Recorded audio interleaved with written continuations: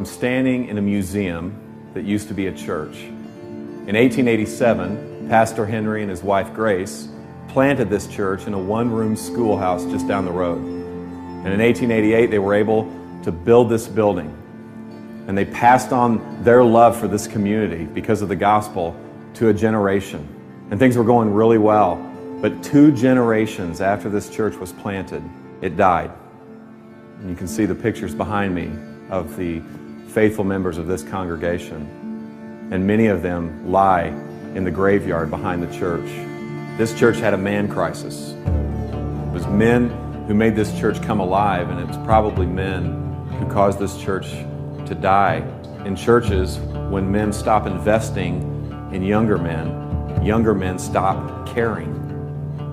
That's probably what happened to this church, and that's definitely what's happening in our churches. Older gentlemen do not know how to finish well. They don't know how to invest. And so middle-aged men don't know how to stay married. They don't know how to stay connected to the hearts of their children. And so younger men don't even want to be men. And so younger men are prolonging their adolescence. And they're doing this residentially. Guys in their 20s and early 30s, a third of them live with their parents. That's a 100% increase in the last 20 years. They're doing it professionally. Men 18 to 42 will change jobs 11 times. They're doing it recreationally. The average age of a video game user is 35 years old. And so when these men finally stop fondling the controller, they fondle themselves. Every second of every day, $3,000 is spent on pornography. Every second. We need better men, which means we need better pastors. We need pastors who are not boys, but are men. Pastors who are not trying to prolong their adolescence, but pastors who are trying to be the men that God has called them to be.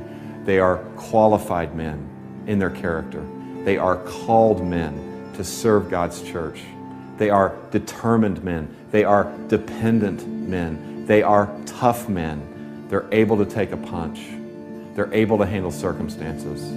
They're tender men. They're able to love their wives and love their kids and to teach their church to love their community.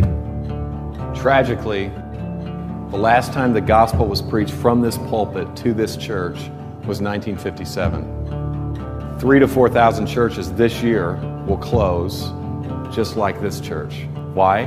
Because the story and the glory of the church becomes bigger than the story and glory of God. See, the men and women who planted this church, they actually believe this stuff.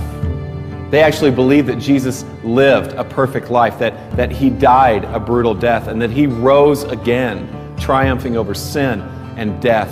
They believed it. And because they believed it happened, they believed it had implications on their life, that their sin could be forgiven, that they could have a new identity, and that they could be sent on mission with this God who is on mission. But the reality is most Christians are not on mission. A recent poll said that 60% of all Christians felt no obligation whatsoever to share their faith. Now, the temptation for us pastors is to beat the sheep with a stat like that in our sermons. But here's the reality, guys. They're simply imitating and following our example. We need a glimpse of the God who is on mission. My friend Dave was meeting with a consultant who asked him this question. Dave, why do I have a bigger dream for your church and your city than you do? And I don't know about you, but I don't want anyone to have a bigger dream for my church and my city than me. And I don't want to build a museum. I want to be a part of a movement.